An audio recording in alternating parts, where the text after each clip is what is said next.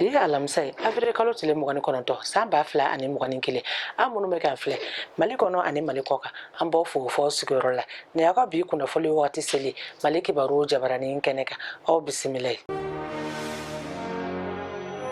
Takanya ni ministru kwa dadali tonsigi mingera kunu araba Afrique kalo tile mugani shigi samba fla ani mugani kile jamana kuntigi sola kuluba ministre la jebe na jekulu do sigi uga jama ake anu ka bara chogoyaw dantigeli ani foga ben do fana be na sigi singa sene bagamara ani moni ministre so togola jekulu ka bara be na ke akili jaga boyoro ni kuntile na yoro yi bagamara ministre deme baga taninga sigi kunganko nyana bolila la je nyema ya tume jamana kuntigi banda ubulu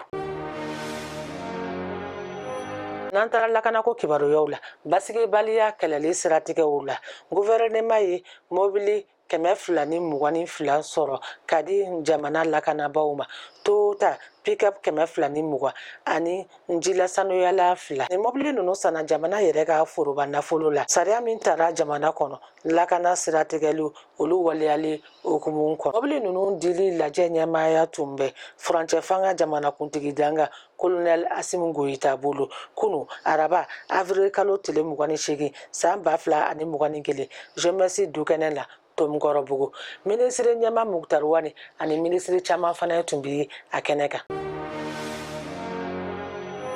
Nantara kɛnɛya ko kibaru yawla sumaya furako ɲɛɲinini be sira ɲuman kan sumaya bana kɛlɛli tɛ taa furako ɲɛɲinini kɔ ka se ka dankari kɛ bana in na o de la sumaya kɛlɛli don kɛrɛnkɛrɛnlen la ɲɛnamayali diɲɛ kɔnɔ Mali ka baara bolodali min ɲɛsinen bɛ sumaya bana kɛlɛli ma n'a tubabukan daɲɛ suru ye PNLP o ye lajɛ kɛ kunu araba avril kalo tile mugani shigi san 2021 a kun tun ye ɲɛɲinini jaabiw bɔra ni fura suguya minnu ye u ka kunnafoli lase sumaya kɛlɛli ko la fura suguya 8 ɲɔgɔnna de yirala sumaya bana boloci furako la a kɛnɛ kan